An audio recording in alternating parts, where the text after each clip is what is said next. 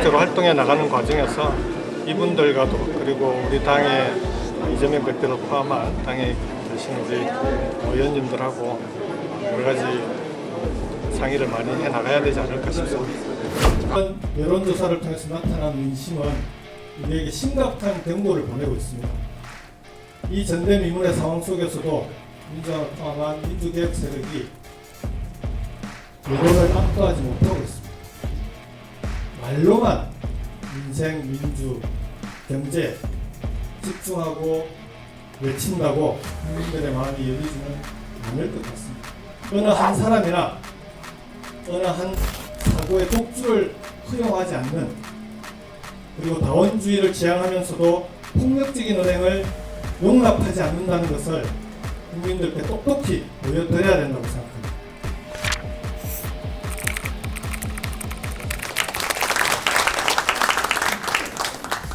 예, 반갑습니다. 오랜만에 뵙겠습니다. 방금 전 경남도지사로 사회자께서 소개를 해주셨는데요. 오늘 이 자리는 우리 이사장님도 와 계시지만 노무현 재단의 상임운영위원 김경수로 여러분들 인사를 다시 드리도록 하겠습니다. 반갑습니다. 7번째 나라 랩 창립기념 심포지엄을 이 노무현 시민센터에서 하는 것 자체가 대단히 큰 의미가 있다고 생각합니다. 앞에서 두 분 의장님께서 말씀 주셨듯이 7번째 나라 랩이 새로운 대한민국을 만들어 나가는 그런 그 첫 출발이 이 자리가 됐으면 좋겠습니다. 제가 저는 이제 귀국을 당했다고 늘 표현을 합니다. 계엄 때문에 갑자기 귀국한 뒤에 이렇게 많은 분들 앞에서 인사를 드리는 게 오늘이 처음입니다.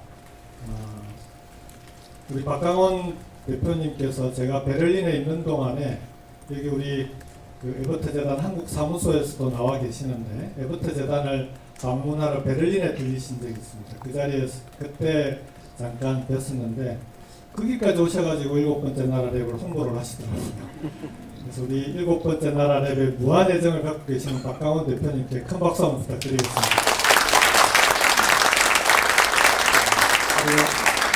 김철희 전 교무수님과 홍성국 전 국회의원님을 포함해서 7번째 나라 랩 창립에 함께해 주신 모든 분들께 진심으로 축하를 드립니다.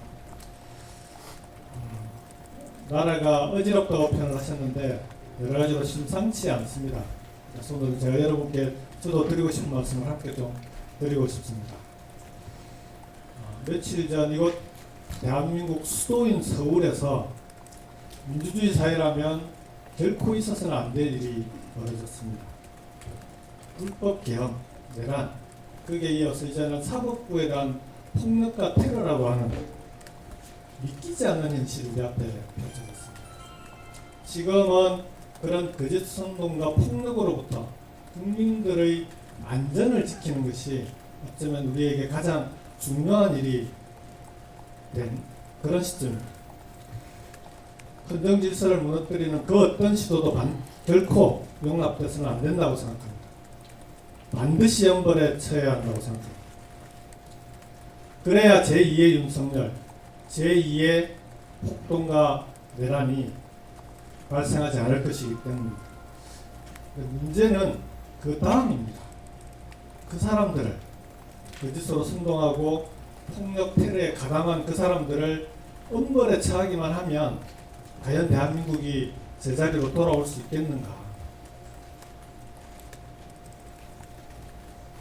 법치를 폭력으로 파괴하고 있는 이 현실의 근본적인 원인을 해결하지 않고 엄벌만으로 모든 문제를 해결할 수 있겠는가 하는 것입니다. 현실의 폭력에는 단호하게 대응을 하되 그 폭력의 원인이 되는, 그 폭력을 불러온 우리 사회의 극단적인 갈등과 대립을 해결하지 않고서는 저는 이 문제를 해결하기 어렵다고 생각합니다. 오늘 여기서 7번째 나라 랩 창립 심포지엄을 여는 것도 바로 그 해법을 찾기 위한 노력의 일환이 아닐까 그렇게 생각을 합니다.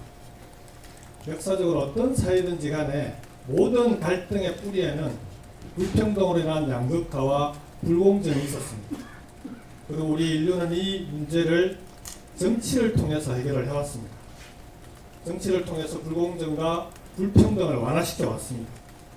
정치가 그 기능을 상실할 때, 그렇게 해서 불공정과 불평등이 그 사회를 지배할 때 그 사회는 역사 속에서 소멸의 길을 걸었습니다. 지금 우리 대한민국의 현실은 어떻습니까? 경제적으로는 대단히 풍요로운 나라가 되었습니다. 하지만 공정하고 그리고 평등한 나라라고 자부할 수 있겠습니까? 불평등과 불공정이 밑바닥에 또아리를 틀고 있는 그 사회에서는 지금의 거짓 선동과 폭동 사태를 불러온 극단적인 대립과 갈등은 독버섯처럼 계속 자랄 수밖에 없다고 생각합니다. 극심한 갈등과 대립이 대한민국의 국가 경제와 민생마저 무너뜨리고 있습니다. 그래서 정치가 중요하고 정치가 반드시 제자리를 잡아야 된다고 생각합니다. 정치가 해야 될 중요한 역할이 이 갈등의 골을 메워 나가는 역할이라고 생각합니다. 갈등을 부추기고 정복시키는 것이 아니라 중재하고 조정하는 것이 정치의 본연의 역할이다. 저는 그렇게 생각합니다. 이제 정치를 바꿔야 되지 않겠습니까, 여러분? 정치가 바뀌어야 대한민국이 바뀝니다. 우리가 먼저 바꿔야 됩니다. 민주주의와 국가경제, 민생을 위한 더 넓고 더 큰 연대를 만들어 가야 한다고 생각합니다. 이렇게 얘기하는 혹자는 상대방이 바뀌질 않는데 우리만 바뀐다고 정치가 바뀌겠냐, 그렇게 묻는 분들도 있습니다. 하지만 우리가 바뀌지 않고서 정치가 바뀔 수 있겠습니까? 상대방이 바뀌지 않는다고 우리까지 주저앉아 있을 수는 없습니다. 최근 여론조사를 통해서 나타난 민심은 우리에게 심각한 경고를 보내고 있습니다. 이 전대미문의 상황 속에서도 민주당을 포함한 민주개혁 세력이 여론을 압도하지 못하고 있습니다. 국민들이 우리도 혹시 똑같은 일방주의 또는 저들과 똑같은 행태를 보이는 것 아닌가 하는 그런 의구심을 갖고 있는 것도 사실인 것 같습니다. 우리가 성찰해야 된다고 생각합니다. 그래야만 내란 세력을 압도할 수 있습니다. 국민들은 지금 우리가 저들과 무엇이 다른지, 저들과 무엇을 다르게 해나갈 것인지를 두 눈 부릅뜨고 지켜보고 있습니다. 이런 바닥 민심을 외면한 채는, 외면하고서는, 그리고 근본적인 변화 없이는 말로만 민생, 민주, 경제 집중하고 외친다고 국민들의 마음이 열리지는 않을 것 같습니다. 이제는 정치적인 방향뿐만 아니라 정치 행태와 문화 속에서도 분명한 민주주의 세력이다라고 하는 것을 보여주어야만 어느 한 사람이나 어느 한 사고의 독주를 허용하지 않는, 그리고 다원주의를 지향하면서도 폭력적인 은행을 용납하지 않는다는 것을 국민들께 똑똑히 보여드려야 된다고 생각합니다. 우리가 먼저 극단과 배제의 정치에서 벗어납시다. 우리의 노력을 국민들은 결코 배신하지 않을 것입니다. 저들이 끝까지 변화를 거부한다면 국민의 준엄한 심판이 기다리고 있을 것이라고 생각합니다. 우리에게 주어진 시간이 많지 않습니다. 어쩌면 지금이 마지막 골든타임일지도 모릅니다. 국민들이 묻고 있습니다. 당신들은 집권할 준비가 되어 있는가? 더 크고 더 넓은 연대로 국민들의 질문에 답해야 된다고 생각합니다. 민주주의와 국가경제, 민생을 위한 더 크고 더 넓은 연대로 국민들에게 우리의 해법을 보여주어야 합니다.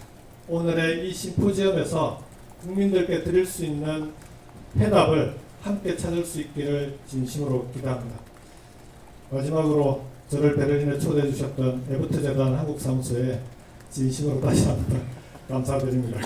7번째 나라랩 창립을 진심으로 감사드리고 심포지엄이 성황리에 개최된 것을 다시 한번 축하드립니다. 고맙습니다. 네, 감사합니다. 김경호